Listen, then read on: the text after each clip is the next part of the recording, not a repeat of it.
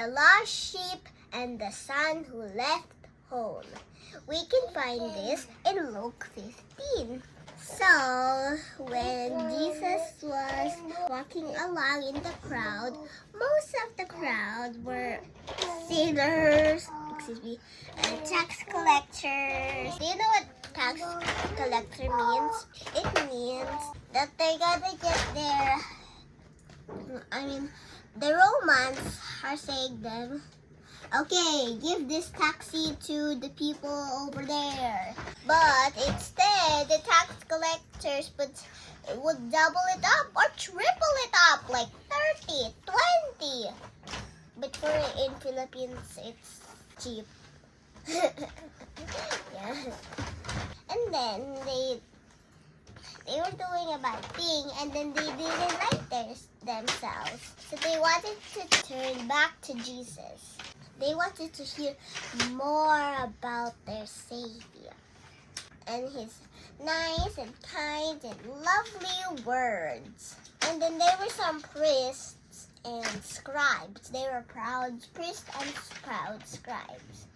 And then they said, why is Jesus talking with such people? We didn't dream about talking with such people. Because they were so proud of themselves, they thought they were the only ones that were righteous, but no one is righteous. They make sins. See how the priests think of themselves? But of course, everyone is sinners. Like everyone. And everyone. All around the earth. Everyone. Also the animals. Also idols. And then Jesus told them a little story. It's about the lost sheep. This was the title there. It's 2 titles, but the first one was the lost sheep.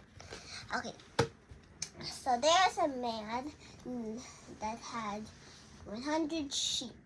But I think that's too much, so we're just going to do it 10 to make it more fit in his yard. So 10 were for them, but truly there is 100. Okay. He lost one of them. So he will leave the 9 behind and then go search for the little one.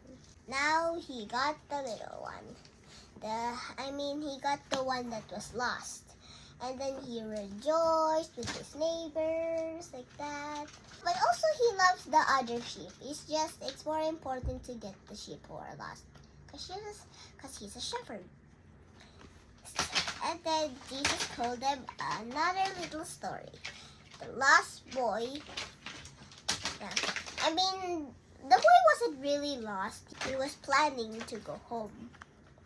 So there once was a man who had 2 sons. The youngest, imagine this is the youngest because it's shorter than this one. And then the youngest said to its father, Father, can I exchange your body and what I have saved? And so he got his father's body and his father got what they saved.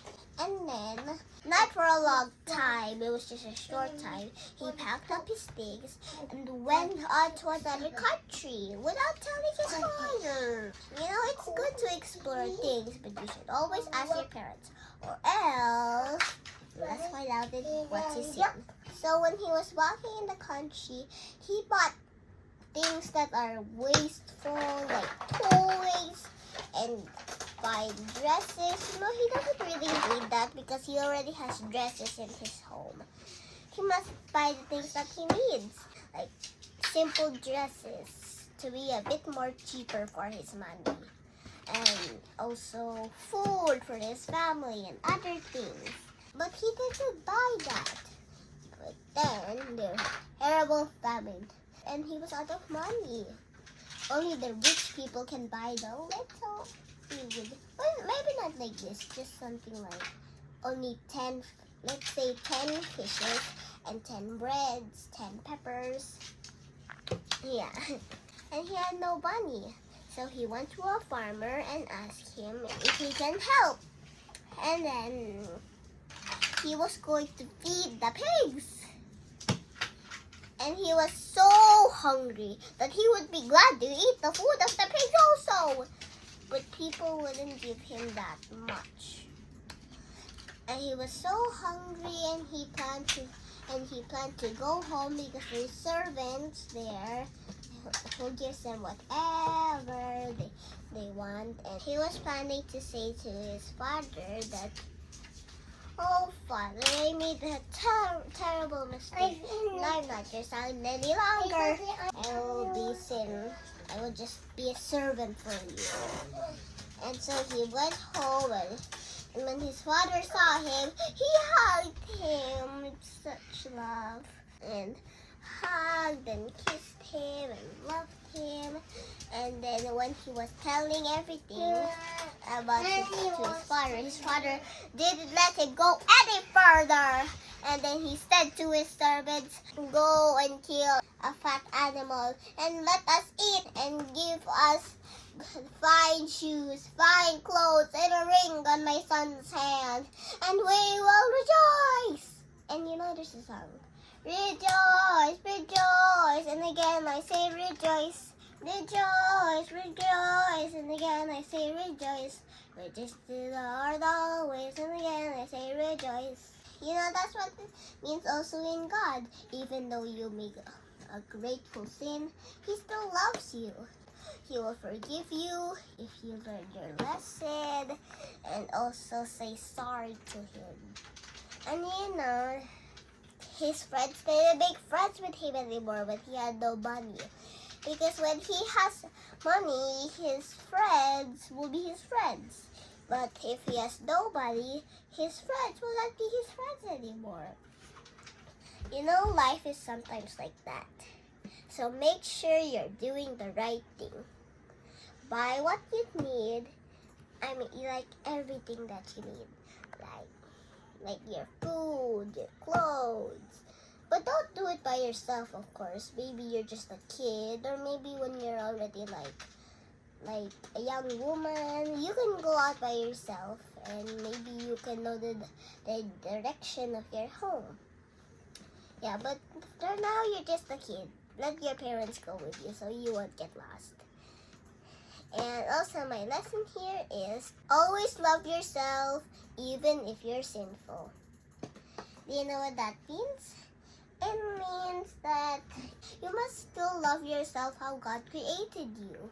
He didn't create you to be sinful. He tried to created you to be good.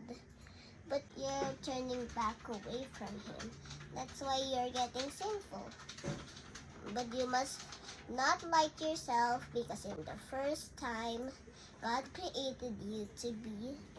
And whenever you want to be, make sure it will be good. Okay?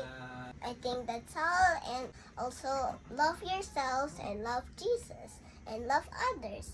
If you cannot love yourself and you cannot love others, then you cannot love Jesus or God.